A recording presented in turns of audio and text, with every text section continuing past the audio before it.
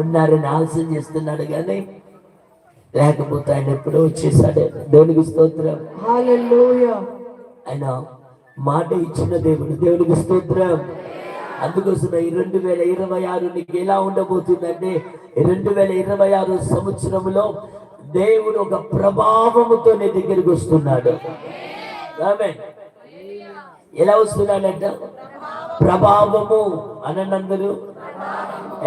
ఈ ప్రభావం ఏం చేయబోతుందంటే ఈ దేవుని శక్తి కదా, ఏదైనా చేయగలదు.